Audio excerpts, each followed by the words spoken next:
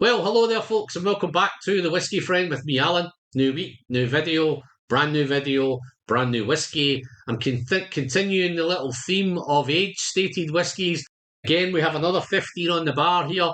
Really surprised I haven't done this 15 before, so it's a first time in the Whiskey Friend channel of doing the BENROMACH 15.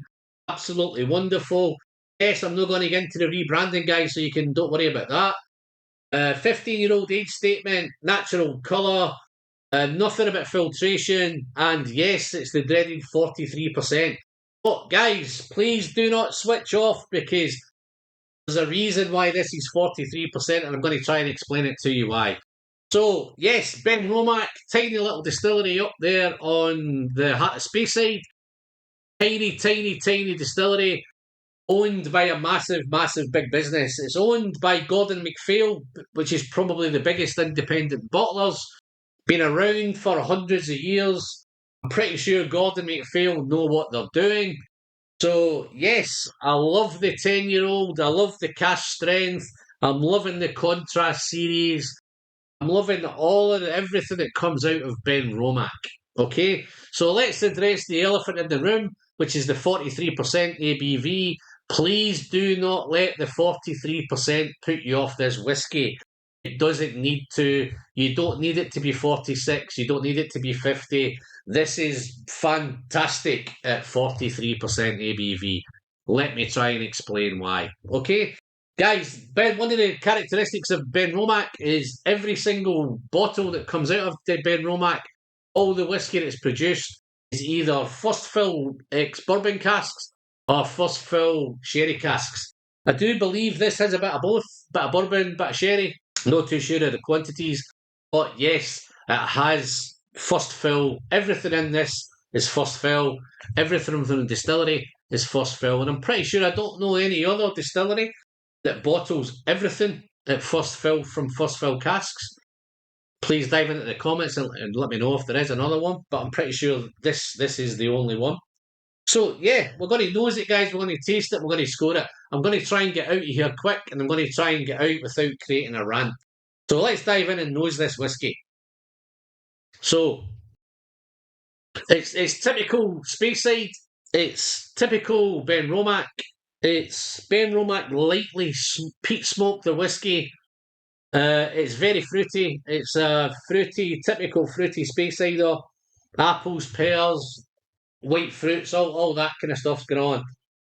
I think there's a little bit of sherry stuff going on in here. I think there's a little bit of berry fruit, maybe some red apple, definitely some green apple. And as we stick to the fruity side of it, I'm going to try and do it in sections here. The fruity thing is, I've spent a wee bit of time with this guy, so I'm getting to know it. I've got it down past over the shoulder now. I've only spent a few days with it, so. But yeah, it's been really interesting. The fruity thing is apples, pears, definitely green apple, maybe some red apple. There's a wee exotic thing in the back, maybe pineapple, mango, all that kind of tropical vibe going on. And then you go through the hint of smokes in the back, the campfire smoke, the little bit of sootiness, that smoke, that campfire smoke, that distant smoke is there in the back. But up front, it's fruity, it's floral, it's fragrant, and then once you get your nose past the smoke and you really delve into it, there's some lovely vanillas going on. I think that's coming for the bourbon side of it, and there's that tropical side. So there's maybe some pineapple, maybe some mango, but the chocolate. There's definitely a chocolate there as well. Dark chocolate, some more fruit. I'm picking up some more peaches and apricots. Wow. And there's a lovely spicy thing going on, maybe some pepper, maybe black pepper. There's a little salty thing going on as well. In fact, maybe there's definitely a salted caramel thing going on as well. So there's lots and lots of stuff going on with this nose. It's really interesting nose. Fruity, floral, and it's engaging, it's inoffensive, it brings you in. Now it's more chocolate. The vanilla is chocolate, vanilla, a little bit of red fruit, some spice. But it's a real interesting nose. But guys, as you know, from time to time we like to taste whiskey on the channel, and that's exactly what I'm going to do here. I'm going to do a wee bit more research for this. I'm going to just dive in, send it down the hatch, share it with you. Hopefully we'll have a party. Just on that nose there, guys, the smoke and the tropical fruit are so far into the back, they're having a party on their own way in the distance. Distant smoke, bonfire smoke, campfire smoke. There's that wee hint of tropical thing going on. So there's a wee tropical beach party going on further down the road. Up front, it's more kind of orchardy, apples, pears, apricots, all that kind of stuff. Wonderful, wonderful nose. But guys, let's taste it. Down the hatch.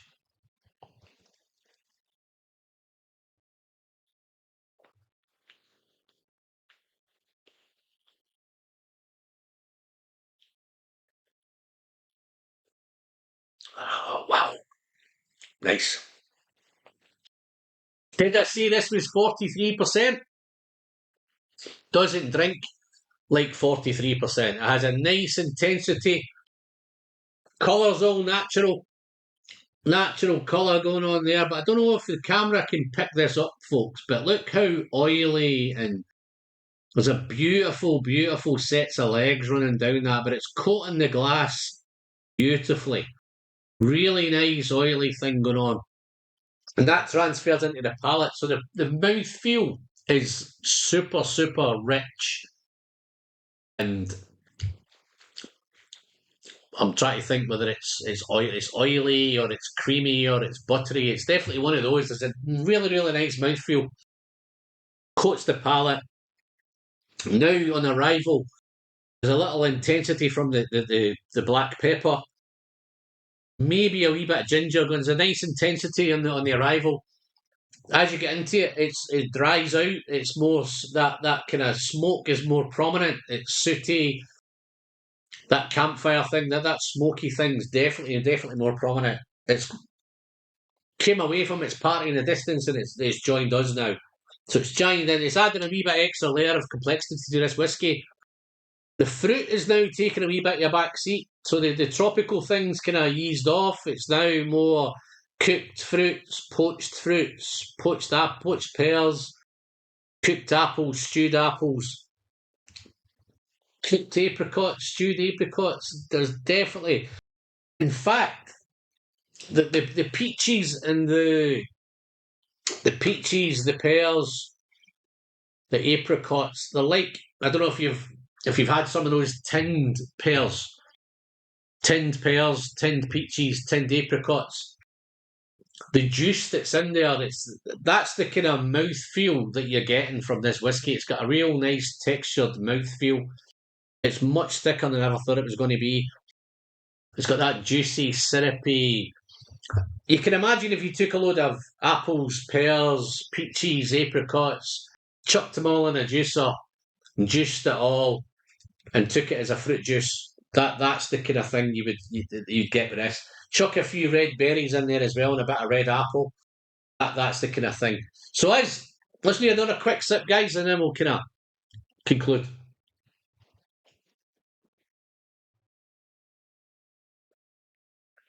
Love doing the research for you guys. So yes, now that we're well into this, it's jammy, it's sticky, it's juicy, it's syrupy. It's the orange notes coming through now. So orangey, citrusy,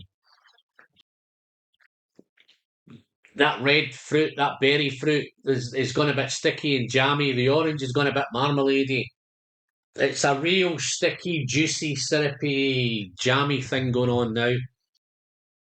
This whiskey is working wonders. Finish. We even forgot about the chocolate. There's barrel loads of chocolate going on in this as well. Chocolate, spice, balance is incredible. Wonderful, wonderful balance to it. Wow. Finish. It's long. You'd think again at 43% it'd be a short finish.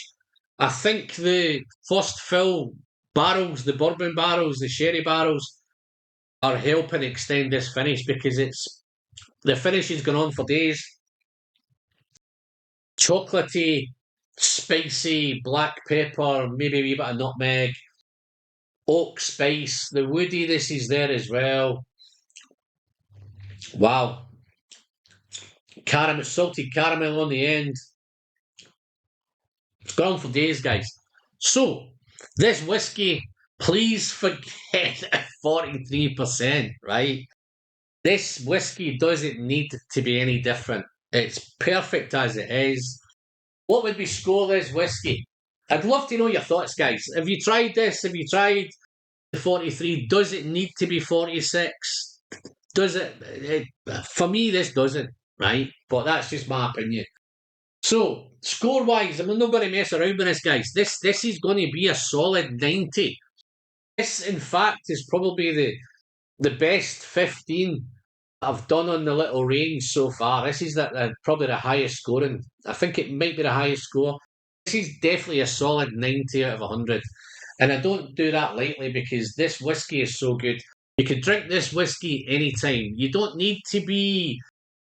It doesn't need to be cask strength. It doesn't need to be 46%. If you just want to just chuck a glass, pour some ice in it, sit down, watch a movie, sit down, watch a bit of football, sit out and chat with the guys, go a bit fishing trip. This is a bottle you would take with you on a fishing trip.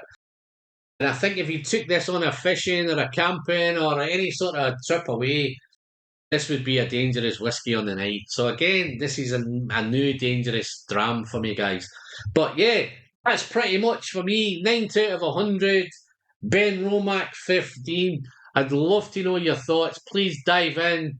If you've liked the video, give it a thumbs up, guys. If you've liked what I'm doing and you've not already subscribed, dive in, hit the red button. Big shout out to all my Patreons. Big thanks to each and every one of you. But I'm Alan. I'm the Whiskey Friend. And until the next time, guys, please remember, don't forget to send some great whiskey straight down the hatch. And always remember, the pleasure is in the sharing. Until next games, see you soon, folks. Bye-bye.